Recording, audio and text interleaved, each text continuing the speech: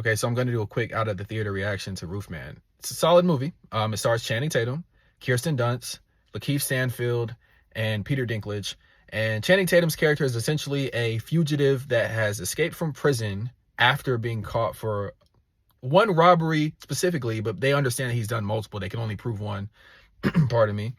And he is on the run, lands in this small North Carolina town, and then like hides in a Toys R Us. Like, he makes it his home. He's eating baby food and peanut M&Ms, which I adore, by the way. In fact, unofficially I'm not gonna say that because can they sue? Can the two people that see this possibly be lawyers for the Mars company? I don't know. Anyway, this guy is, living in the Toys R Us, and you get to kind of like see how smart and resourceful he is. Like, he's, setting up baby monitors as cameras so he can monitor the system. He's getting passwords by looking at the baby monitor when the staff is doing stuff in the office and getting passwords to different data systems. He's tampering with the schedule to make sure that the people he likes are getting the hours they prefer. And then he disabled the camera system, the CCTV system. CCTV? Yeah, I think so.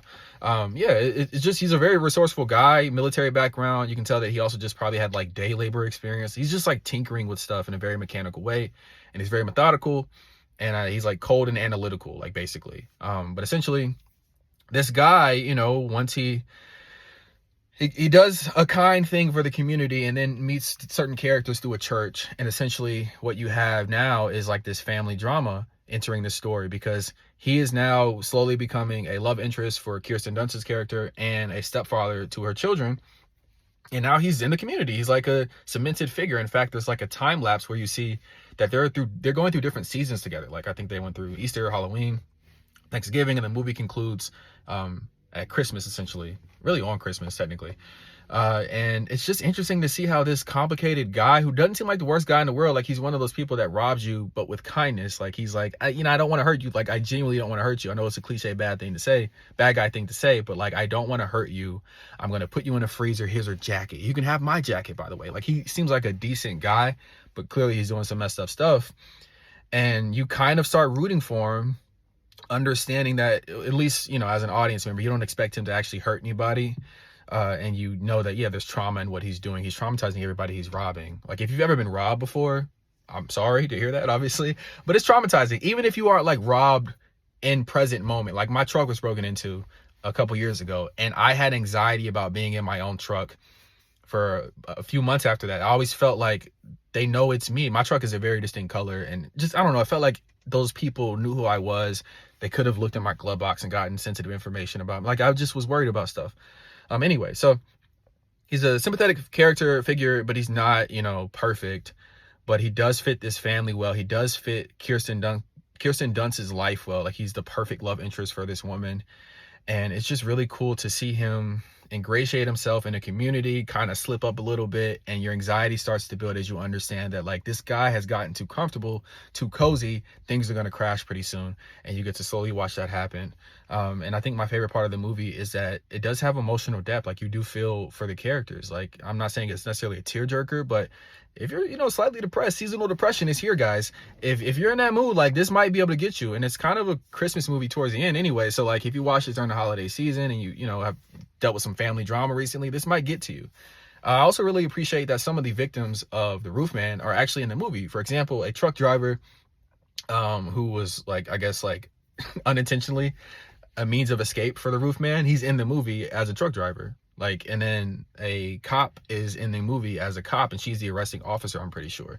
So it's just cool that those little nice touches are there.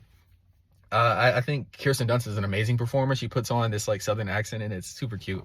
I live in the South, so it's like, oh, look, sweet lady. That's like a Waffle House waitress kind of accent. I like that. Channing Tatum has gotten better as an actor over the years, and he was charming in this. Like, and so much so that one of the characters assumes he's gay in the movie. And it's because, like, he fits in so well with women, like, all throughout the movie. He's just like this, imposing physical presence, but like this warm heart, this big teddy bear. And it's just like, no, that kind of feels right. Like, Channing Tatum is really good in this role, but he was also really good at as whoever he was in the Zoe Kravitz movie. So, like, he's getting better as an actor. Peter Dinklage plays a dick. He's just a dick ass manager.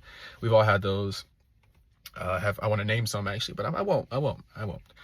Maybe one day. And then Lakeith Stanfield is like humor relief, but he's also an asset to Channing Tatum's character because they served in the military together, so they both have expertise, and they both, are looking out for each other as they kind of struggle with their life post-service. They both, are kind of seemingly into some shady stuff. Not even seemingly, definitively into some shady stuff. And Lakeith Stanfield is a bit of a character that, is like resourceful in his connections and ability to help him out.